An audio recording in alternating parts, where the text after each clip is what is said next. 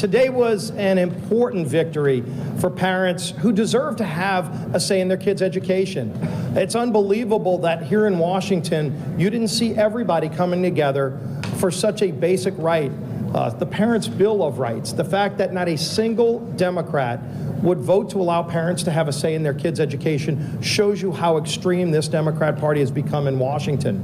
And yet parents have been calling for this for 2 years. We saw during COVID with shutdowns, with lockdowns, where parents actually got to look beneath the veil, actually got to see what was happening in their kids' education. And many were alarmed that they weren't seeing their kids learning, reading, writing, and arithmetic. They actually were seeing things that made them concerned to ask questions like, can I see my kids' curriculum? And they were even more shocked when they found out that there were union bosses who didn't want their kids to be able to find out what was going on in the classroom. They didn't want the parents to know. And so we brought forward the Parents' Bill of Rights. And I applaud Julia Letlow, Virginia Fox, all the members of the Education Committee for making this a priority. As Speaker McCarthy said, when we laid out in our commitment to America, if we got the majority, we would actually go fight for those families who have been left behind.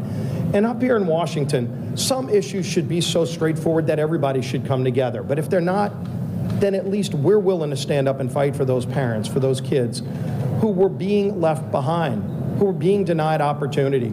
And so here in Washington today, members of Congress had a choice to make. Do you stand with union bosses or parents and their kids?